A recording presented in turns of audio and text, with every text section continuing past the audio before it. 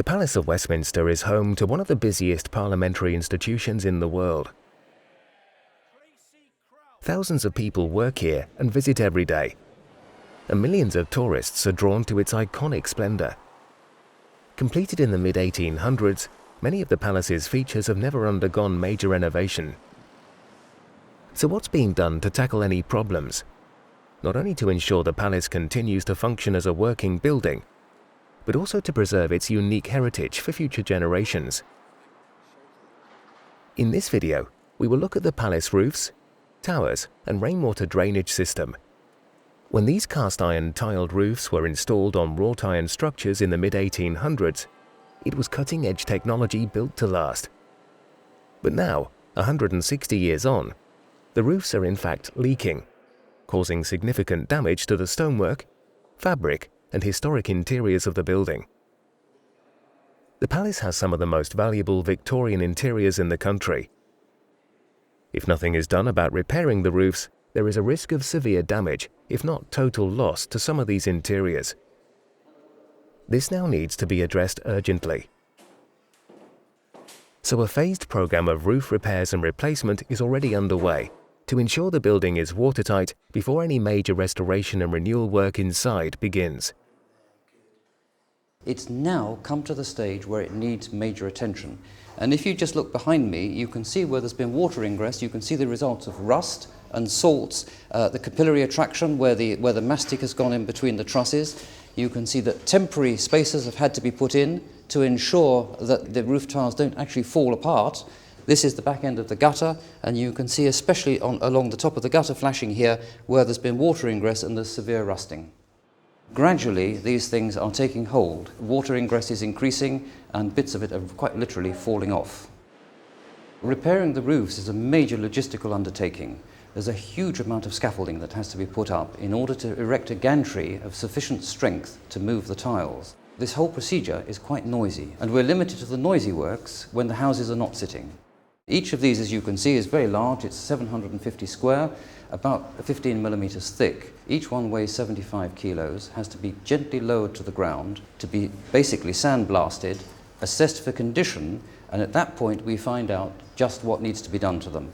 Some tiles cannot be rescued, and we simply have to recast them. And the technology of casting a cast iron slab that thin is quite complex.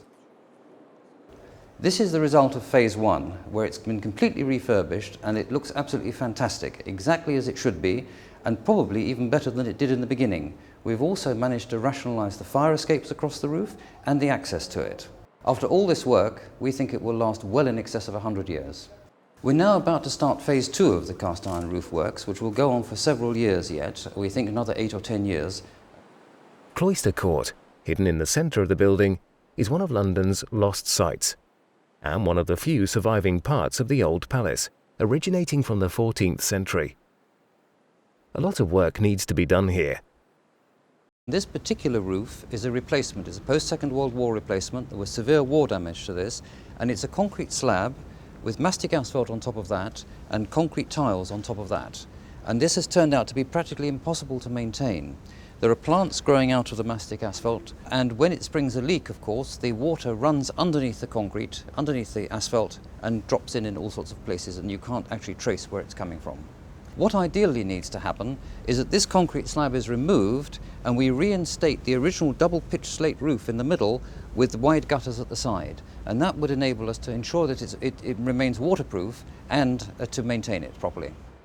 There are a number of towers gracing the silhouette of the Palace of Westminster, many of which are made of cast iron, and this is J Tower, and you can see where we've had to put in temporary bracing on the pinnacles on the corner, which have suffered from rust jacking and were actually about to fall off. Each of these pinnacles weighs probably in excess of 75 kilos and would cause a great deal of damage if it were to fall off. Rainwater runs along guttering, into hoppers and through downpipes. Most of this cast iron system is from when the palace was built. Some of the piping disappears into stonework to ensure the integrity of the architecture, but over the years it's rusted and sprung hundreds of leaks, causing a multitude of problems to nearby windows and interior stonework. Temporary repairs are being carried out to the guttering and downpipes, but because of the decay and rust, the only real solution is to replace them, This is underway, but much of it is hard to access, meaning the rate of repair and replacement is very slow. However limited, this approach must continue until a longer-term plan for the palace's restoration and renewal is agreed. To find out more, please watch the other videos in this series